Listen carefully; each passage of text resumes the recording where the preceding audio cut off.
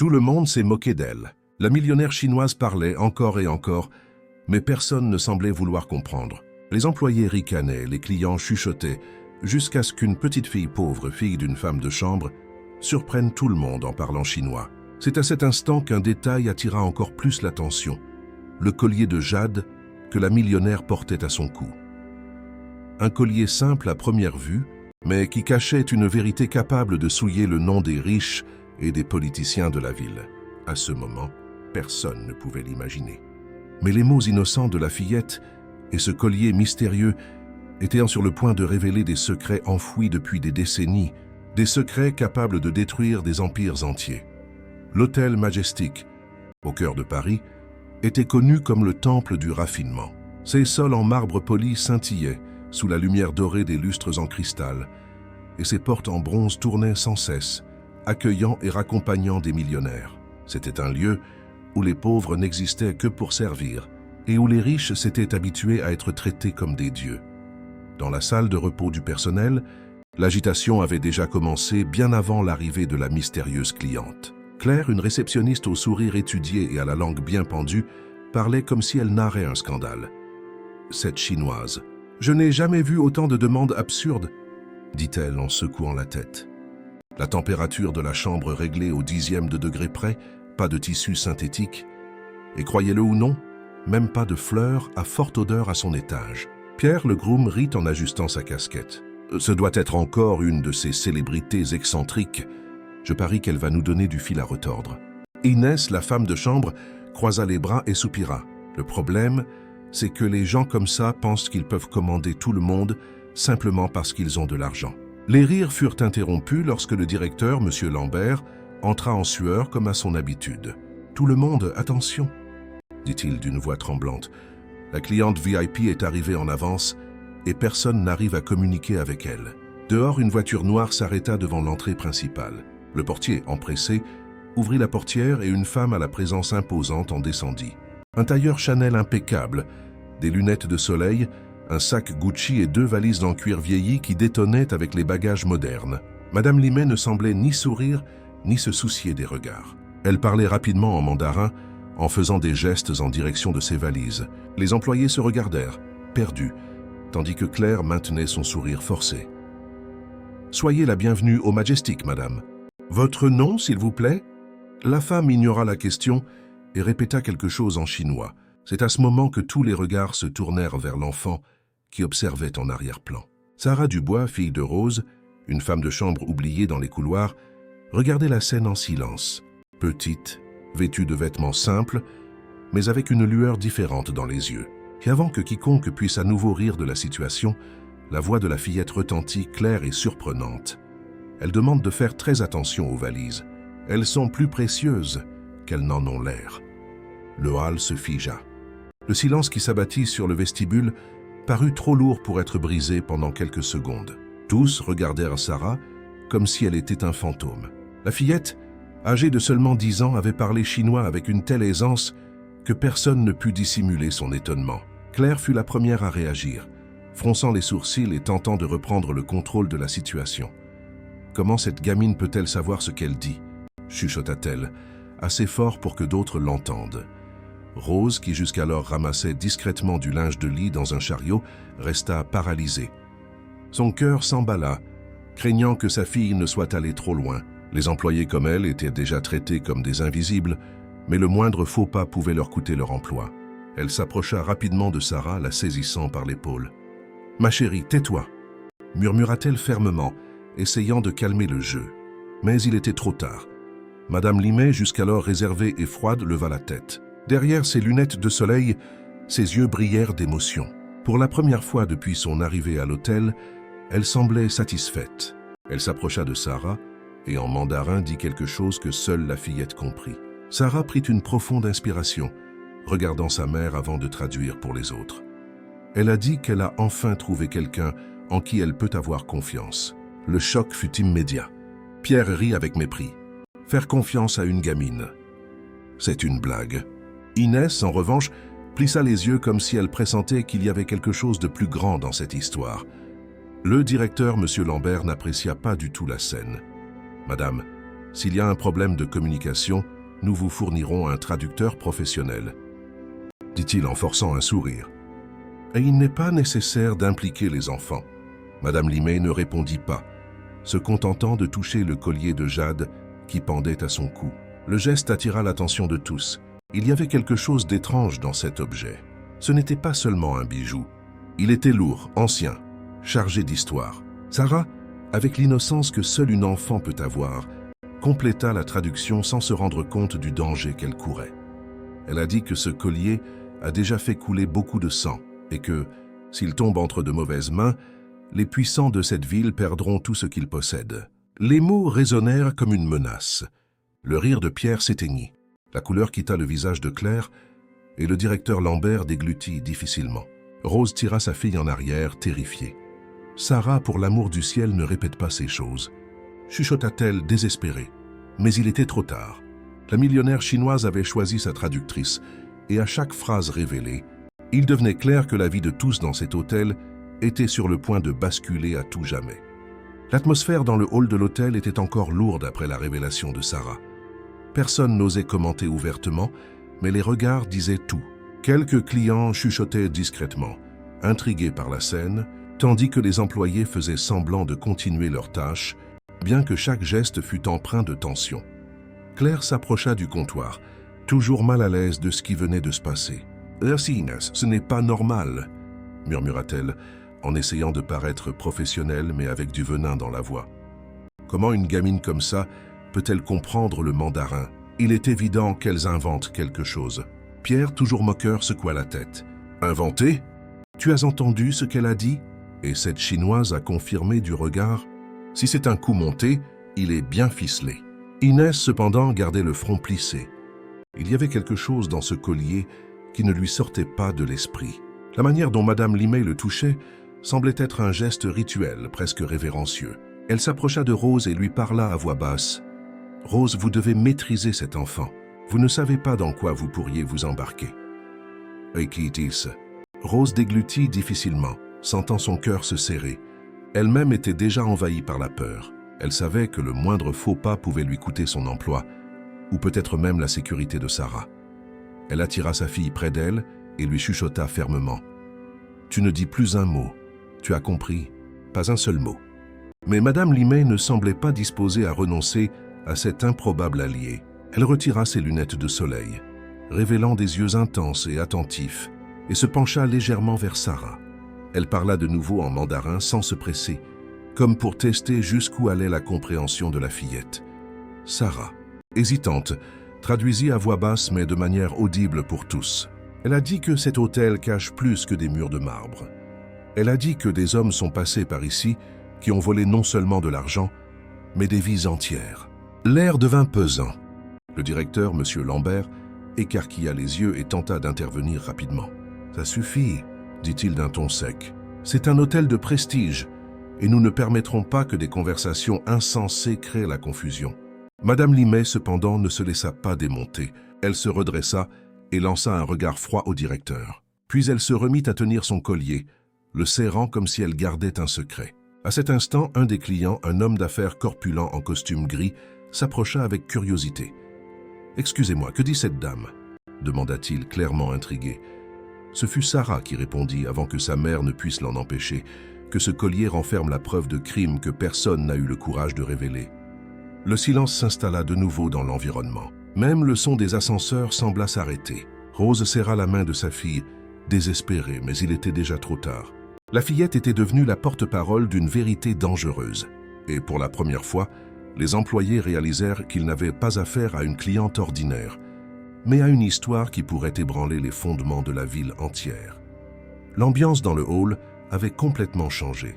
Ce qui n'était auparavant qu'une arrivée bruyante de plus, ressemblait maintenant au début d'un scandale. Certains clients, mal à l'aise face à l'agitation, commencèrent à s'éloigner en chuchotant entre eux. D'autres, plus curieux, restèrent sur place, attendant de voir jusqu'où irait la scène. Le luxe de l'hôtel semblait soudain moins important face au mystère qui se dévoilait. Rose avait le cœur brisé. Elle tenait Sarah fermement, essayant de cacher la peur qui se lisait dans ses yeux. La fillette innocente ne comprenait pas le poids de ce qu'elle venait de dire. Pour elle, Ce n'était qu'une traduction, rien de plus que des mots. Mais Rose savait que les mots pouvaient se transformer en armes, surtout lorsqu'ils impliquaient des gens riches et puissants. Le directeur, M. Lambert, tentait de garder une contenance, mais la sueur perlait sur son front. Il s'approcha de la réceptionniste Claire et lui chuchota « Nous ne pouvons pas laisser cela se propager. Appelez un interprète officiel maintenant. Et s'il vous plaît, faites sortir cet enfant d'ici avant qu'elle ne ruine la réputation de l'hôtel. » Claire acquiesça avec un demi-sourire de satisfaction. Pour elle, c'était l'occasion de se mettre en valeur et peut-être de gagner des points auprès de la direction. Elle s'approcha de Rose et lui parla d'un ton mêlant autorité et mépris. « Vous devez faire sortir votre fille d'ici immédiatement. Ce n'est pas un endroit pour une enfant. » Zekobi. Rose ouvrit la bouche pour répondre, mais avant qu'elle ne puisse parler, Madame Limay intervint. Elle retira son collier de son cou et le brandit devant tout le monde. Le jade brillait sous les lumières du hall, mais il y avait quelque chose de sombre dans ce bijou. Le silence tomba comme un lourd rideau. La millionnaire prononça quelques mots rapides en mandarin en fixant Sarah du regard. La fillette, bien qu'hésitante, traduisit. Elle a dit que ce collier renferme les noms de ceux qui se sont enrichis en volant les faibles, politiciens, hommes d'affaires et même des banquiers. Ils se cachent tous derrière des vêtements coûteux et des sourires faux. L'impact fut immédiat. Un homme aux cheveux gris, qui observait de loin jusqu'alors, devint pâle comme un linge. Une dame élégante, couverte de bijoux, détourna le regard comme si elle avait quelque chose à cacher. Pierre, le groom, qui s'était moqué de tout auparavant, chuchota à Inès. « Si c'est vrai, il y a de gros bonnets qui ont des soucis à se faire. » Inès acquiesça simplement, nerveuse. Le directeur Lambert, désespéré, leva les mains. « Ça suffit, » dit-il presque en criant. « Ces histoires sont sans fondement. Le Majestic est un hôtel respectable et nous ne permettrons pas la diffamation. » Mais il était trop tard. Les graines du doute étaient semées et Sarah, sans encore le comprendre totalement, était devenue le fil conducteur d'une révélation qui pourrait détruire des hommes intouchables. Rose serra sa fille fort dans ses bras, lui chuchotant à l'oreille « Tu ne sais pas dans quoi tu t'embarques, ma petite. Tu ne sais pas le danger que tu cours. » Le silence qui régnait dans le hall fut bientôt rompu par des chuchotements de plus en plus forts. Les clients murmuraient en groupe, regardant avec méfiance Madame Limay et surtout le collier de jade, qu'elle tenait comme une arme invisible. Ce simple objet suspendu au cou d'une étrangère semblait maintenant plus dangereux que n'importe quel document officiel. Rose tremblait. Elle savait que sa fille avait attiré trop d'attention. Elle regarda autour d'elle et remarqua les regards de travers, certains méprisants, d'autres purement terrifiés. Elle voulait disparaître de là, mais la main de Sarah était fermement dans la sienne, comme si la fillette était incapable de ressentir la peur. Monsieur Lambert ajusta son veston, essayant de reprendre le contrôle de la situation, mais à l'intérieur de lui, une panique croissante pulsait. Si cette histoire était prise au sérieux, s'il y avait la moindre chance que le collier contienne des preuves contre les politiciens et les hommes d'affaires de la ville, alors lui, en tant que directeur de l'hôtel qui les recevait fréquemment, pourrait également être en danger. « Il faut mettre un terme à cela maintenant », murmura-t-il entre ses dents en s'adressant à Claire. « Appelez le siège. Je veux des agents de sécurité ici dans 5 minutes. » Claire obéit sans poser de questions, mais l'éclat malicieux dans ses yeux montrait clairement qu'elle appréciait le chaos. Pour elle, chaque détail serait une délicieuse rumeur à répandre plus tard. Pendant ce temps, Pierre et Inès discutaient à voix basse près de la porte. « Tu as vu la tête de cet homme en costume gris ?» dit Pierre en désignant discrètement le client corpulent. On aurait dit qu'il allait s'évanouir en entendant la traduction de la fillette. « Je l'ai vu », répondit Inès agitée. « Ce genre de personne ne tremble pas pour rien. Il y a de l'eau sale là-dessous. » Madame Limay, indifférente au chaos environnant, fit signe à Sarah de s'approcher. La fillette s'approcha et la millionnaire parla de nouveau en mandarin en fixant son regard sur le collier. Sarah prit une profonde inspiration avant de traduire, avec l'innocence de quelqu'un qui ne comprend pas le poids de sa propre voix. Elle a dit que ce collier ne lui appartient pas seulement à elle.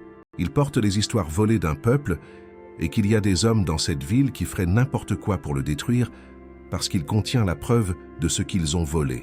L'impact fut immédiat. Certains clients reculèrent, comme si l'objet était maudit. D'autres regardèrent la millionnaire avec colère, comme si elle avait osé ouvrir une blessure qui n'aurait jamais dû être exposée.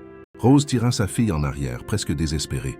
« Ça suffit, Sarah, s'il te plaît, ne dis plus rien. » Mais Madame Limay leva la main, comme pour donner un ordre silencieux.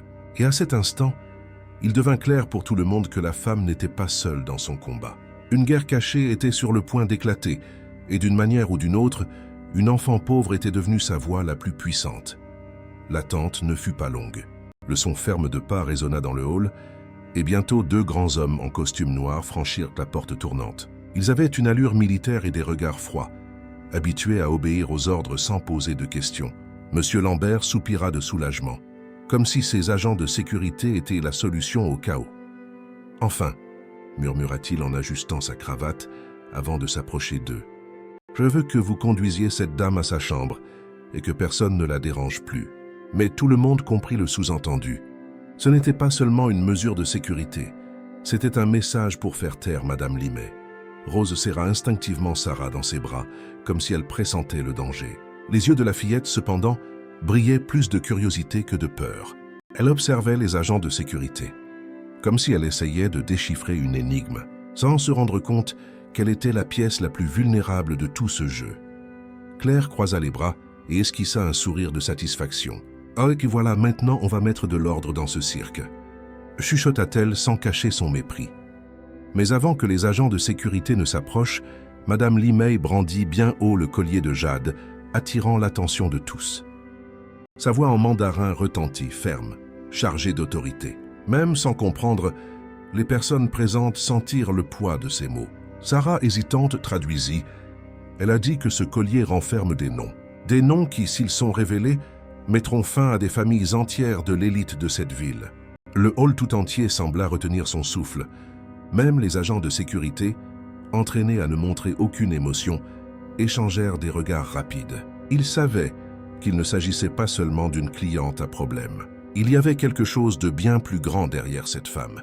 Pierre murmura à Inès, inquiet, « Ce ne sont pas des paroles en l'air. Si c'était un mensonge, de si grands personnages ne trembleraient pas comme ça. » Inès acquiesça simplement, mais son regard était fixé sur Sarah. Et le pire, c'est que c'est cette petite qui porte tout sur ses épaules. Le directeur Lambert tenta de reprendre le contrôle. « Ça suffit !» dit-il à voix haute. « Madame, l'hôtel vous fournira un interprète officiel. Nous n'avons pas besoin de l'aide d'une enfant. » Sarah serra la main de sa mère, mais répondit tout de même en traduisant clairement. Elle a dit qu'elle ne fait pas confiance aux interprètes payés par les politiciens et qu'elle ne parlera que par mon intermédiaire. Le choc fut immédiat. Rose faillit tomber à la renverse. « Sarah, non !» chuchota-t-elle, terrifiée. Mais il était trop tard. La millionnaire chinoise avait scellé son choix. Les agents de sécurité, ne sachant comment agir, regardèrent le directeur en attendant des ordres. Lambert, nerveux, leur fit simplement signe d'attendre. Et c'est dans cette impasse que tout le monde réalisa, il ne s'agissait plus d'un simple séjour de luxe.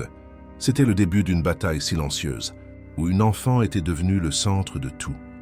L'horloge murale du hall semblait marquer chaque seconde plus lentement, comme si le temps s'était épaissi, en même temps que l'air lourd de la pièce. Les 2 agents de sécurité restaient immobiles, mais leurs regards attentifs ne cessaient de suivre chaque geste de Madame Limay et de la petite Sarah. Monsieur Lambert arpentait la pièce, nerveux. Ses doigts tambourinaient contre sa cuisse, comme s'il cherchait une sortie rapide à un problème impossible. C'est alors qu'un homme corpulent, en costume gris et cravate rouge, s'approcha de lui. Son visage était connu, maître Moreau, avocat de renom et conseiller des politiciens de la ville. « Il faut régler ça maintenant, Lambert », murmura-t-il d'un ton sec. « Cette femme ne peut pas continuer à répandre des rumeurs, et surtout pas cette gamine. Si elle continue de parler, elle causera des dégâts. » Le directeur pâlit. « Mais, et si ce qu'elle dit est vrai en partie ?» risqua-t-il d'une voix à peine audible. L'avocat sourit froidement. « Vrai ou faux, peu importe. Ce qui importe, c'est que ça ne sorte pas d'ici. Compris ?» Pendant ce temps, Claire, toujours attentive, faisait semblant d'organiser des papiers au comptoir. Mais elle entendait chaque mot. Ses yeux brillaient à la possibilité d'utiliser ces informations plus tard, que ce soit pour des ragots ou pour se rapprocher de gens puissants. Dans son coin, Rose observait la scène, la gorge nouée. Elle se rendait compte que le danger ne venait pas seulement de la millionnaire ou du collier, mais des hommes autour d'eux qui semblaient plus effrayés par la révélation que disposés à chercher la vérité. Elle serra la main de Sarah avec force comme pour la protéger du monde entier. Mais la fillette, inconsciente de la peur de sa mère, fixait Madame Limay avec une curiosité presque hypnotique. Lorsque la millionnaire se remit à parler en mandarin, Sarah traduisit sans hésiter. Elle a dit que dans cet hôtel, on a signé des contrats qui ont coûté la vie à des innocents. Elle a dit que ce collier renferme des souvenirs, les noms de familles détruites par l'avidité. Un murmure parcourut le hall. Certains clients pâlirent, d'autres échangèrent des regards de terreur. L'avocat Moreau s'approcha encore plus du directeur et lui chuchota fermement « Si cette histoire continue, nous devrons intervenir d'une autre manière. » Les mots furent comme un couteau dans l'air. Rose sentit un frisson lui parcourir l'échine. Elle pressentait que intervenir signifiait bien plus que simplement faire sortir la cliente de l'hôtel. Le directeur acquiesça en silence, vaincu. Il ne contrôlait plus rien. Ceux qui contrôlaient maintenant étaient les hommes puissants qui se cachaient derrière des sourires et des contrats. Et au milieu de tout cela, une enfant pauvre était devenue la pièce la plus dangereuse de tout le jeu. Les couloirs de l'hôtel Majestic, autrefois remplis de pas pressés et de rires discrets, étaient désormais envahis par un silence inconfortable. Ce qui s'était passé dans le hall s'était répandu comme une traînée de poudre. Les femmes de chambre chuchotaient en groupe, les grooms échangèrent des regards méfiants. Et même le chef cuisinier, qui se souciait rarement des ragots, laissa échapper un commentaire sur l'enfant qui parlait chinois et détenait le secret des riches. Claire profitait du moment pour répandre sa propre version des faits. Chaque fois qu'elle racontait l'histoire, elle ajoutait un nouveau détail. Tantôt elle laissait entendre que la millionnaire était folle, tantôt que la fillette était manipulée. Le venin de ses paroles se propageait rapidement, semant le doute chez tout le monde. Mais tout le monde n'était pas convaincu. Inès, qui observait tout de près, ne pouvait ignorer le regard serein de Madame Limay, ni l'innocence affirmée de Sarah.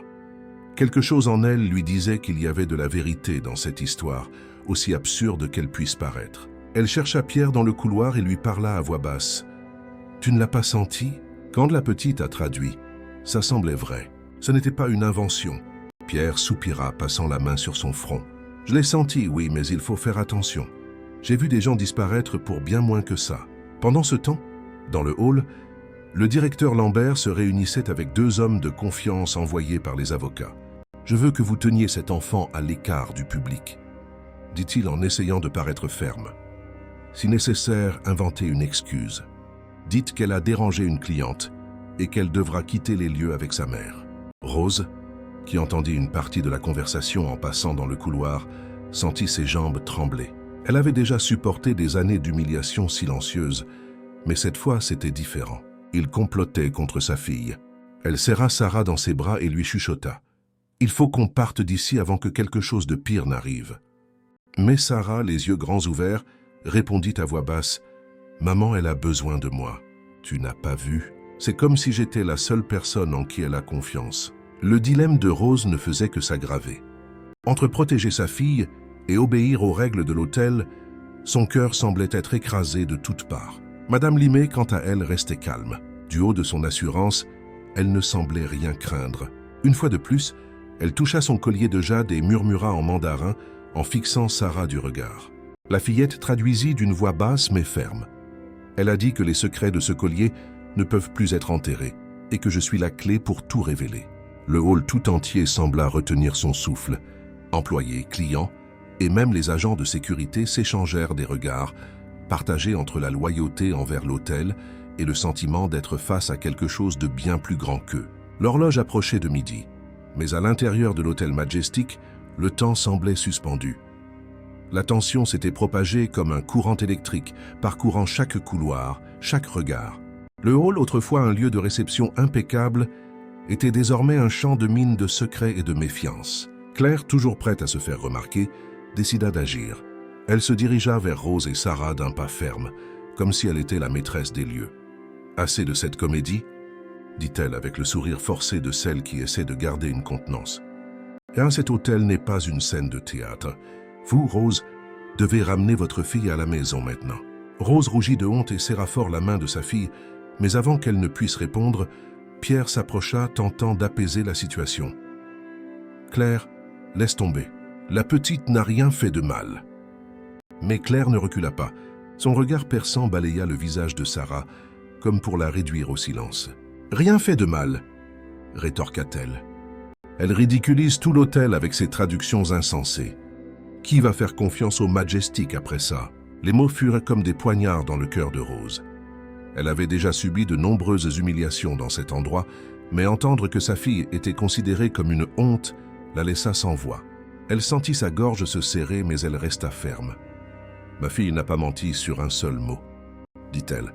Sa voix était tremblante, mais pleine de courage. L'affrontement attira immédiatement les regards. Des clients s'approchèrent, curieux. Même les agents de sécurité reculèrent de quelques pas, ne sachant pas de quel côté se ranger. C'est alors que Madame Limay se leva du fauteuil où elle était assise et se dirigea vers Rose. Ses pas étaient lents, mais chaque mouvement portait une autorité qui fit taire tout le monde. Elle toucha l'épaule de Sarah et dit quelque chose en mandarin, sa voix basse mais ferme. La fillette traduisit « Elle a dit que ma voix est la preuve que la vérité ne peut être réduite au silence. » Le silence qui suivit fut presque suffocant. Claire laissa échapper un grognement, mais recula, se rendant compte qu'elle avait perdu le contrôle de la scène. Elle lança néanmoins un regard haineux à Rose, comme si elle lui promettait de se venger plus tard. Pendant ce temps, M. Lambert observait tout de loin, l'estomac noué. L'avocat, Maître Moreau, avait été clair. Cette confusion ne pouvait pas continuer. Et s'il fallait salir le nom de Rose et de sa fille pour étouffer le scandale, qu'il en soit ainsi. Rose, cependant, ne savait rien des conversations en coulisses. Tout ce qu'elle ressentait, c'était le poids de devoir protéger sa fille contre un ennemi invisible. Elle serra Sarah fort dans ses bras, tandis que des larmes silencieuses menacèrent de couler. Et dans cette étreinte désespérée, une vérité cruelle s'imposa. Peu importait que Sarah dise la vérité ou non, car il y avait des gens prêts à les détruire simplement pour garder leurs secrets enfouis. La tension avait atteint un point où il n'était plus possible de feindre la normalité. Le hall, autrefois théâtre d'accueil chaleureux et de transactions luxueuses discrètes, ressemblait désormais à un tribunal silencieux. Chaque mot traduit par Sarah était une sentence qui tombait sur des têtes trop lourdes pour la supporter. Le directeur, M. Lambert, pressé par l'avocat Moreau et par des appels téléphoniques discrets de personnes influentes, prit une décision. Il appela les agents de sécurité à part et leur chuchota des ordres rapides, comme quelqu'un qui planifie un coup calculé. Les deux hommes acquiescèrent sans poser de questions, se préparant à agir. Pendant ce temps, Rose tentait de convaincre sa fille de s'éloigner de la millionnaire. « Sarah, ma chérie, s'il te plaît, ne dis plus rien. Partons avant que ça n'empire. » Mais Sarah secoua la tête, déterminée. « Maman, elle a besoin de moi. Je le sens. Si je n'aide pas, personne n'entendra la vérité. » Akomadetia. Le cœur de Rose se brisa. Comment expliquer à une enfant que la vérité est parfois ce qui met le plus en danger la vie de celui qui la porte? C'est à ce moment que les agents de sécurité s'avancèrent. L'un d'eux, d'une voix froide, dit « Madame, nous allons devoir éloigner l'enfant de cette cliente. » Ordre de la direction. Le silence qui suivit fut dévastateur. Claire sourit de satisfaction. Pierre et Inès, cependant, échangèrent des regards inquiets. Aucun d'eux n'eut le courage de s'opposer, mais ils savaient que cela dépassait les limites. Avant que Rose ne puisse réagir, Madame Limay se leva avec une fermeté inattendue, brandit le collier de jade devant les agents de sécurité et parla en mandarin, son ton chargé d'autorité. « Sarah, le souffle court, traduisis. Elle a dit que s'ils essayent de m'éloigner, ce sera la preuve que cet hôtel ne sert qu'à protéger des criminels. » La phrase tomba comme une bombe. Le public qui observait ne put retenir ses murmures. Des clients filmaient discrètement avec leur téléphone portable, enregistrant chaque seconde de cette bataille silencieuse. Le visage du directeur Lambert devint rouge, partagé entre la peur de perdre le contrôle et la fureur d'être ainsi exposée. Rose attira Sarah près d'elle, désespérée. « Tu ne comprends pas, ma fille. Ils ne laisseront pas passer ça. » Madame Limay, cependant, posa une main sur l'épaule de Rose comme pour lui offrir de la force. Ses yeux intenses transmettaient un message clair. L'enjeu était plus grand que tout ce que l'on pouvait imaginer. Les agents de sécurité hésitèrent, attendant de nouveaux ordres. Lambert fit des gestes nerveux, ne sachant s'il devait reculer ou avancer. Et c'est dans cette impasse qu'il devint évident. La bataille n'était plus seulement entre une cliente et un hôtel. C'était entre la vérité et les secrets qui soutenaient les puissants de cette ville. Les murmures dans le hall se transformèrent bientôt en quelque chose de plus grand. Certains clients, avec la désinvolture de ceux qui ont l'habitude de documenter chaque détail de leur vie, avaient discrètement filmé la scène. Et en quelques minutes, les vidéos commencèrent à circuler dans des groupes privés, des applications de messagerie et même sur les réseaux sociaux. Les images montraient la millionnaire chinoise brandissant le collier de jade, l'enfant traduisant des paroles lourdes de sens et le directeur essayant d'étouffer l'affaire. Peu importe le contexte, l'impact était inévitable. Rose le réalisa lorsqu'un jeune client, assis sur l'un des canapés, montra l'enregistrement à ses amis. Il riait nerveusement, comme s'il regardait un film interdit. Le sang de Rose se glaça. Ce n'était plus seulement un problème au sein de l'hôtel. C'était une étincelle qui pouvait embraser toute la ville. Monsieur Lambert le réalisa également. La sueur perlait sur son front, tandis qu'il parlait à voix basse avec l'avocat, Maître Moreau. « C'est hors de contrôle. Si ces vidéos sortent d'ici, nous ne pourrons plus rien retenir. » L'avocat plissa les yeux, furieux. « Alors faites quelque chose. Faites sortir cette gamine d'ici tout de suite. Et s'il le faut, inventer une accusation contre sa mère. » Ces paroles ne passèrent pas inaperçues. Inès, qui se trouvait à proximité, entendit tout. Son estomac se noua. Elle n'avait jamais sympathisé avec Rose. Mais à cet instant, elle réalisa qu'ils étaient sur le point de sacrifier une femme innocente et sa fille pour protéger des gens puissants. Pendant ce temps, Claire répandait déjà sa propre version parmi les clients. « Imaginez un peu, disait-elle d'un air conspirateur, une millionnaire excentrique et une gamine qui se met soudain à parler chinois. C'est forcément un coup monté. Je parie que cette femme a tout inventé pour se faire remarquer. Mais tout le monde ne la croyait pas. Le regard froid de Madame Limet, le sérieux avec lequel elle tenait le collier et le courage inattendu de la petite Sarah transmettaient une étrange sensation de vérité, quelque chose que même la langue acérée de Claire ne pouvait effacer. Soudain, le téléphone d'un client sonna bruyamment. Il lut l'écran et écarquilla les yeux. « C'est déjà sur les réseaux sociaux », annonça-t-il en le montrant aux autres. Le hall plongea dans un silence tendu. Les nouvelles se propageaient plus vite que n'importe quel ordre du directeur. Désormais, ce qui se passait à l'intérieur du Majestic n'était plus un secret. Rose sentit ses jambes flageoler. Elle serra Sarah fort dans ses bras, comme si elle pouvait la cacher du monde. Mais au fond d'elle, elle le savait déjà, il n'y avait pas de retour en arrière possible. Sa fille était devenue la voix d'une vérité qui s'échappait des murs de l'hôtel, et pour les puissants, cela ne signifiait qu'une chose, un danger. L'impact fut immédiat. En moins d'une heure, les vidéos du hall circulaient déjà dans des cercles fermés d'hommes d'affaires, de journalistes et même de conseillers politiques. Ce qui aurait dû n'être qu'une journée ordinaire à l'hôtel Majestic s'était maintenant transformé en un tremblement de terre silencieux, sur le point d'exploser. Dans le bureau privé de l'hôtel, M. Lambert se réunissait en urgence avec l'avocat, Maître Moreau, et deux autres hommes en costume impeccable. Les portes étaient fermées, mais leurs voix exaltées s'échappaient par les fentes. « Si la presse débarque ici, nous sommes finis », te dit Moreau en frappant la table de la main. « Nous ne pouvons pas laisser cette histoire prendre de l'ampleur. Cette Chinoise doit être réduite au silence. Et la fillette ? Eh bien, la fillette ne peut pas continuer à traduire. » L'un des hommes, un influent promoteur immobilier, prit une profonde inspiration et ajouta « Si ces rumeurs sur des contrats douteux éclatent au grand jour, la moitié de cette ville s'effondre. J'ai investi des fortunes pour garder mon nom propre. » Le directeur blême se contenta d'acquiescer. Chaque mot augmentait sa terreur. Il n'était pas puissant comme ces hommes, juste un employé essayant de survivre, mais il était maintenant pris dans une toile qui pouvait le détruire. Pendant ce temps, dans le hall, Rose essayait de calmer Sarah, qui commençait à comprendre l'ampleur de la confusion. « Maman, pourquoi sont-ils si nerveux ?» demanda la fillette innocemment. « Parce qu'ils ont peur de la vérité, ma chérie, » répondit Rose en déglutissant difficilement. « Et quand les gens puissants ont peur, ce sont les gens comme nous qui souffrent. » Madame Limet, assise calmement, semblait indifférente au chaos, mais ses yeux observaient tout avec précision. Une fois de plus, elle toucha son collier de jade et murmura en mandarin, adressant ses paroles à Sarah. La fillette traduisit avec hésitation. Elle a dit qu'elle savait que cela arriverait. Que ce collier n'est pas seulement un souvenir. C'est une arme contre ceux qui ont bâti des empires avec du sang et des mensonges. L'agitation augmenta. Certains clients appelaient déjà des journalistes, d'autres partaient discrètement, craignant d'être au mauvais endroit au mauvais moment. L'ambiance du Majestic, si habituée au luxe et au silence, était désormais une cocotte minute. Soudain, Claire s'approcha de Rose avec un sourire venimeux. « Tu es contente maintenant ?» chuchota-t-elle. « Ta fille a mis sa mère au milieu d'un scandale international. J'espère que tu es prête à en payer le prix. » Rose ne répondit pas, se contentant de serrer Sarah encore plus fort. En son fort intérieur, elle savait que Claire avait en partie raison. Le prix serait élevé, mais quelque chose dans l'attitude de Madame Limay lui donnait de l'espoir. Cette femme semblait avoir un plan plus vaste, comme si tout se déroulait exactement comme prévu.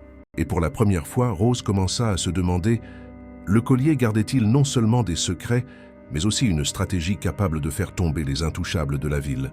L'hôtel Majestic ne ressemblait plus à un refuge de luxe, mais plutôt à un champ de bataille voilé. Des voitures noires commencèrent à se garer discrètement à l'entrée latérale, d'où descendaient des personnages en costume et au regard sévère, sans même passer par la réception. C'étaient des politiciens, des hommes d'affaires et des avocats. Des hommes habitués à être obéis et non à être remis en question. Le directeur, M. Lambert, encore plus pâle qu'auparavant, se précipita pour les accueillir. « Messieurs, s'il vous plaît, nous pouvons régler cela sans scandale. » Mais sa voix tremblante trahissait son insécurité. Le premier à s'approcher fut un sénateur connu de la ville, un homme à la parole douce mais à la réputation douteuse. Il regarda directement le collier de jade au cou de Madame Limay et força un sourire. « Ma chère, je suis certain que tout ceci n'est qu'un malentendu. » Puis il se tourna vers Rose et Sarah d'un air réprobateur. « Et les enfants ne devraient pas se mêler d'affaires aussi sérieuses. » Sarah, malgré la peur, se tint droite à côté de sa mère. Ses yeux curieux ne scièrent pas une seule seconde. Lorsque Madame Limay parla en mandarin, la fillette traduisit avec fermeté. Elle a dit qu'elle n'a pas peur de vous et que ce collier renferme la preuve de chaque vol, de chaque mensonge, de chaque vie détruite. Le salon plongea dans le silence. Le sénateur perdit son sourire et ses yeux se durcirent. Derrière lui, deux hommes d'affaires chuchotaient, échangeant des regards chargés d'inquiétude. Claire, qui observait de près, en profita pour attiser encore plus le feu. « Voyez-vous ça, une millionnaire étrangère et une enfant pauvre veulent nous faire croire à des histoires de complot. » Sa voix était pleine de venin. « Cela ne fait qu'apporter la honte à l'hôtel. » Pierre, indigné, répondit avant de pouvoir se retenir. « La honte, c'est de voir des hommes si puissants avoir peur d'une fillette. » Le commentaire résonna plus qu'il ne l'avait prévu. Certains clients applaudirent discrètement. D'autres se contentèrent d'acquiescer en silence, mais la réaction suffit à irriter les politiciens présents. Le sénateur s'approcha de Rose, baissant la voix mais laissant transparaître un ton de menace. « Maîtrisez votre fille.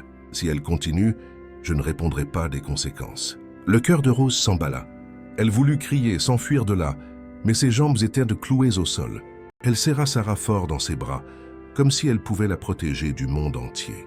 Madame Limay, cependant, se plaça entre elles et les hommes en costume. Ses yeux brûlaient de détermination et elle se remit à parler en mandarin, la voix ferme comme de l'acier. Sarah traduisit, sa voix résonnant dans le hall. « Bondé ?» Elle a dit que les puissants de cette ville ont pris l'habitude de faire taire les pauvres, mais pas aujourd'hui. Aujourd'hui, une enfant parlera pour tous ceux qui n'ont jamais été entendus. Le choc parcourut chaque recoin de l'hôtel. Pour la première fois, les intouchables ne savaient pas comment réagir. L'atmosphère dans le hall était devenue insoutenable. Les politiciens et les hommes d'affaires, désormais réunis en un groupe fermé, parlaient à voix basse mais avec une fureur évidente. Le directeur, M. Lambert, transpirait à grosses gouttes, pris entre les ordres des puissants et le regard ferme de la millionnaire chinoise. Le collier de jade semblait irradier une force invisible, capable de déstabiliser même les plus arrogants. C'est dans ce contexte que l'un des agents de sécurité, recevant un signe discret du sénateur, s'approcha de Rose et Sarah. Sa voix sonna comme une sentence. « La fillette vient avec nous. » Le cœur de Rose faillit s'arrêter. Elle se plaça immédiatement devant sa fille. « Non, elle ne va nulle part. » Sa voix tremblait, mais la fermeté dans son regard surprit même Rose elle-même. L'agent de sécurité ne se laissa pas intimider, fit un pas en avant et tenta d'écarter Rose avec son bras. Le choc de la force contre la fragilité fit se lever les clients en signe de protestation. Des murmures d'indignation parcoururent le hall. Madame Limay leva la main et parla en mandarin. Sa voix était ferme comme le tonnerre. Sarah, effrayée, traduisit entre deux sanglots. Elle a dit que s'ils me touchent, ce sera la preuve qu'ils sont tous coupables et que le collier parlera plus fort que n'importe quelle menace. L'agent de sécurité hésita, regardant le directeur pour confirmation. Lambert, sous pression, fit un geste nerveux pour qu'il continue. Mais à cet instant, quelque chose d'inattendu se produisit. Pierre, qui avait toujours été considéré comme un simple groom moqueur, se plaça devant Rose et Sarah. Si vous voulez emmener cette fillette, il faudra d'abord me passer sur le corps. » Le silence fut rompu par un applaudissement timide venant du fond du salon. C'était un client qui, ému, n'avait pu retenir sa réaction. Bientôt d'autres le suivirent, et en quelques secondes, le hall tout entier résonna d'applaudissements et de murmures de soutien. Le sénateur furieux chuchota à l'avocat Moreau: « Ça tourne au cirque. Si nous ne réglons pas ça maintenant, demain nous serons à la une des journaux. » Mais il était trop tard. Le public n'était plus seulement observateur, il choisissait un camp. Étonnamment, le camp choisi n'était pas celui des hommes en costume. Rose, les larmes aux yeux, serra sa fille fort dans ses bras. Elle avait peur, mais elle ressentait aussi quelque chose de nouveau, de l'espoir. Pour la première fois, elle n'était pas seule. Et tandis que le bruit des applaudissements résonnait, Madame Limay serra le collier contre sa poitrine et chuchota une autre phrase en mandarin, en regardant les politiciens avec mépris. Sarah, toujours tremblante, traduisit: « Elle a dit que les jours de silence sont terminés. » Le son lointain des sirènes résonnait dans les rues de Paris, lorsque les premiers journalistes commencèrent à apparaître à l'entrée de l'hôtel Majestic. Des camionnettes de reportage se garaient en file. On déballait à la hâte les caméras et les reporters se bousculaient pour entrer. L'agitation du hall se transforma en chaos. Claire, voyant le mouvement, se précipita vers la réception avec une lueur malicieuse dans les yeux. « C'est moi qui vais leur parler, » dit-elle en ajustant son uniforme. « Quelqu'un doit protéger l'image de l'hôtel. » Mais le directeur, M. Lambert, l'interrompit d'un geste brusque. « Personne ne dit rien !» gronda-t-il, la voix chargée de désespoir. « Si la presse découvre ce qui s'est passé ici, nous sommes finis. » Il était trop tard. Les caméras franchissèrent déjà les portes vitrées, capturant les premières images de Madame Limay, altière et sereine, serrant le collier de jade contre sa poitrine, avec Sarah et Rose à ses côtés. La scène était puissante. La millionnaire étrangère et la fillette pauvre, unies par quelque chose que les puissants tentaient de cacher. Les flashs illuminaient tous les visages. Sarah cligna des yeux, effrayée, tandis que Rose essayait de la couvrir de ses bras. Madame Limay, cependant, ne détournait pas le regard. C'était comme si elle avait attendu ce moment pendant des années. « Madame Limay », cria un reporter, « que représente ce collier? Quelles preuves possédez-vous » La millionnaire répondit en mandarin d'une voix ferme. Sarah, hésitante, traduisit. Elle, qu'a dit que ce collier a appartenu à sa famille pendant des générations et qu'à l'intérieur se trouvent des secrets que les politiciens et les hommes d'affaires de cette ville ont payé cher pour cacher. Un murmure de choc parcourut le salon. Les caméras captèrent chaque mot de la fillette et il n'y avait pas de retour en arrière possible. Le monde extérieur commençait à entendre ce qui était jusqu'alors un secret. Le sénateur, furieux, tenta d'intervenir. « C'est un mensonge !» cria-t-il en levant les mains vers les caméras. « Ce n'est qu'une imposture inventée pour détruire des réputations. » Mais les objectifs ne lui étaient de pas favorables. La sueur sur son front, le tremblement de ses mains et sa colère incontrôlée transmettaient exactement le contraire. La peur de celui qui a quelque chose à cacher. Pierre s'approcha discrètement de Rose et murmura « Ils n'arrêteront pas, Rose. Maintenant que la presse est là, ils vont essayer de retourner l'histoire contre vous. » Et il avait raison. Des journalistes encerclèrent déjà Claire en quête de déclarations et elle, avec un sourire venimeux, commença à répandre sa version. « Cette femme et cette fillette vous trompent tous. Le collier n'est qu'un vieux bijou sans valeur. » Mais pendant que Claire parlait, les caméras restaient tournées vers l'image qui comptait vraiment. Une millionnaire et une enfant, unies par le courage d'exposer ce que tant d'autres avaient tenté d'enterrer. Le hall de l'hôtel Majestic ressemblait à un champ de bataille déguisé en conférence de presse. Des microphones étaient tendus vers tout le monde. Les appareils photos crépitaient sans arrêt et chaque mot prononcé était enregistré en temps réel. Ce qui n'était au départ qu'une scène isolée prenait désormais les proportions d'un scandale public. Maître Moreau, avocat expérimenté, fut le premier à prendre les devants. Il monta sur une petite estrade et éleva la voix d'un air théâtral. « Messieurs les journalistes, ne vous laissez pas abuser. Cette dame étrangère est arrivée dans notre pays en colportant des histoires sans fondement. Il n'y a pas de preuves, seulement des insinuations. Et quant à l'enfant, eh bien, les enfants sont facilement manipulables. » Les mots résonnèrent, froids et calculés. Quelques caméras se tournèrent vers Sarah, qui se recroquevilla à côté de sa mère. Le cœur de Rose se brisa en voyant sa fille traitée comme une marionnette.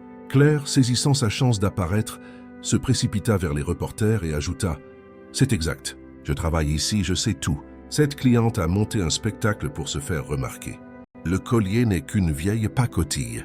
Le sénateur, qui était resté silencieux jusqu'alors, leva les mains dans un geste de fausse sérénité. « Mes amis, gardons notre calme. Nous ne pouvons pas permettre que des rumeurs détruisent le nom d'hommes honnêtes qui ont tant fait pour cette ville. » Le récit commençait à se dessiner. La millionnaire excentrique, l'enfant manipulé, les riches innocents injustement attaqués. Mais c'est alors que Madame Limay se leva. Son silence jusqu'à ce moment fit que tous les regards se tournèrent vers elle.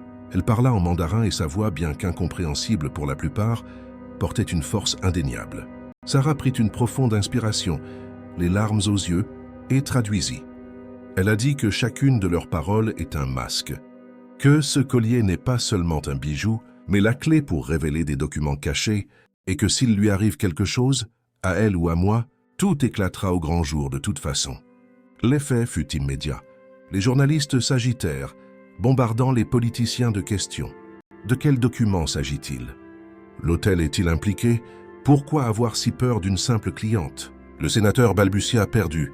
L'avocat tenta de couper court aux questions, mais il n'y avait plus moyen de contrôler la foule. Pierre, en voyant la scène, murmura à Inès « Ils ont perdu le contrôle. Plus ils essaient de les faire taire, plus ils montrent qu'ils sont coupables. » Rose regarda sa fille avec un mélange de fierté et de terreur. Sarah, petite et fragile, était désormais la voix qui défiait les géants. Et à cet instant, il devint clair qu'il n'y avait pas de retour en arrière possible. Le secret du collier n'appartenait plus seulement à Madame Limay. C'était une bombe sur le point d'exploser à la face de toute la ville. Le hall de l'hôtel Majestic ressemblait à une scène où chaque mouvement était observé par des centaines d'yeux et des dizaines de caméras. L'air vibrait de l'attente de quelque chose de grandiose sur le point de se produire. Aucun journaliste n'osait quitter les lieux. Maître Moreau, sentant qu'il perdait du terrain, éleva de nouveau la voix. « C'est absurde !» cria-t-il en essayant de paraître convaincant. « S'il y a vraiment des documents dans ce collier, qu'elle les montre maintenant. Sinon, tout cela n'est qu'une invention. » Le sénateur acquiesça vigoureusement. « Et c'est ça !» renforça-t-il. « Assez d'insinuations. Montrez des preuves ou admettez que vous trompez tout le monde ici. » Madame Limay ne répondit pas immédiatement. Au lieu de cela, elle retira le collier de son cou d'un geste solennel. Le jade brilla sous la lumière des lustres dorés, réfléchissant comme un phare. Elle ouvrit le fermoir et, avec délicatesse, révéla un compartiment caché à l'intérieur de la pièce. Un murmure collectif parcourut le salon. Sarah, les yeux écarquillés, traduisit d'une voix ferme. Elle a dit qu'à l'intérieur se trouvent des noms, des dates et des chiffres, des registres de contrats illégaux, de vols de terre, de comptes cachés dans des paradis fiscaux. Le choc fut immédiat. Certains hommes d'affaires reculèrent, comme s'ils avaient reçu un coup de poing invisible. L'un des présents laissa échapper un cri. « C'est une imposture, Decker !» Mais sa voix tremblait, trahissant sa peur. Les caméras se focalisèrent sur les visages en sueur des politiciens. Aucun d'eux ne semblait plus aussi confiant. Des journalistes s'avancèrent en criant des questions, en tendant des microphones. Le chaos s'installa. Rose sentit ses jambes flageoler. Elle savait que maintenant, il n'y avait plus de retour en arrière possible. S'il y avait encore eu l'espoir de partir d'ici discrètement, il était désormais clair que Sarah avait été entraînée au cœur de la tourmente.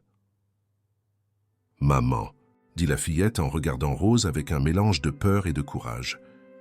Elle a dit que je devais continuer. Rose serra sa fille contre sa poitrine, les larmes lui brûlant les yeux. Une partie d'elle voulait fuir, cacher sa fille de tout cela, mais une autre partie, la plus profonde, savait que le courage de Sarah était plus grand que n'importe quelle menace. Pendant ce temps, le sénateur perdit son sang-froid. « C'est illégal !» cria-t-il d'une voix suraiguë. « Vous ne pouvez pas exposer de fausses informations de cette manière. » Mais personne ne le croyait plus.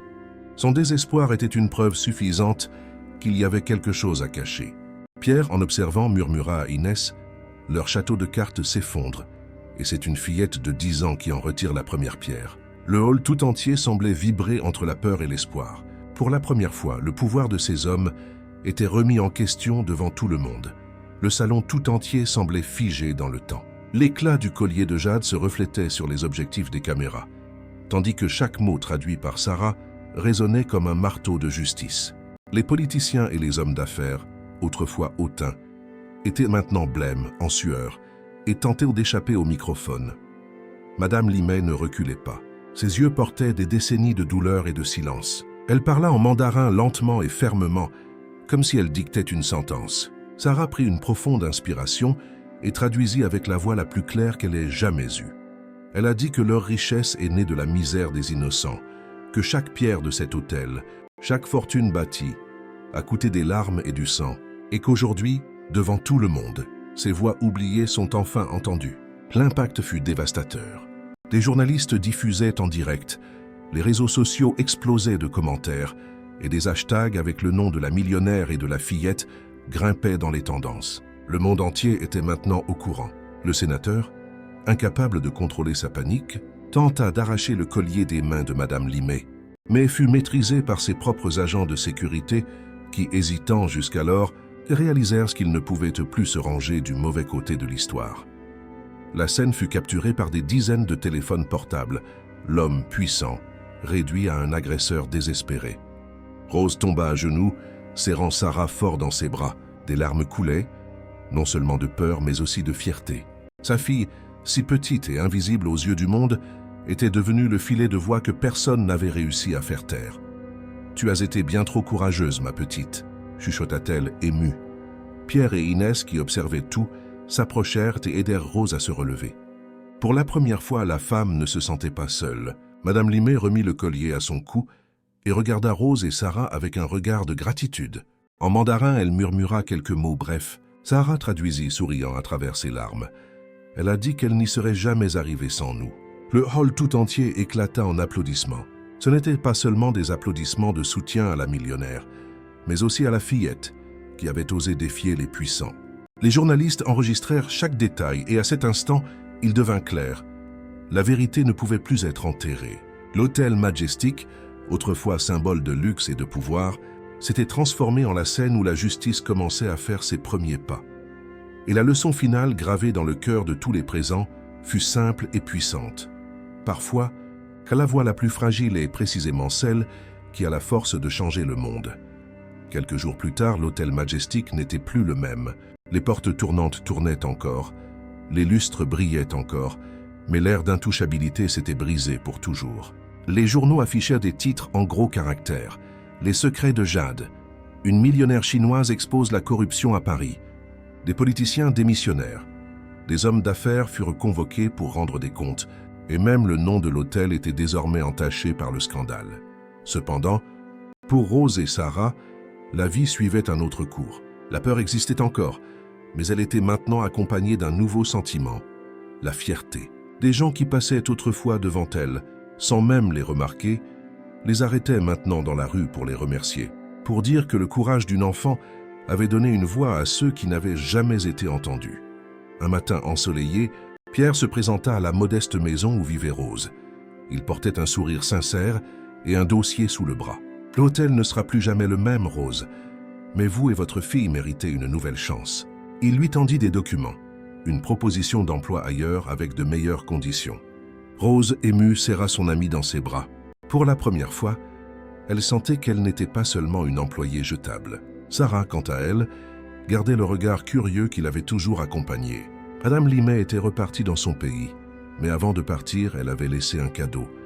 Un petit pendentif en jade, réplique du collier, remis uniquement à elle, pour que tu n'oublies jamais, et traduirait sa mère, que ta voix a du pouvoir.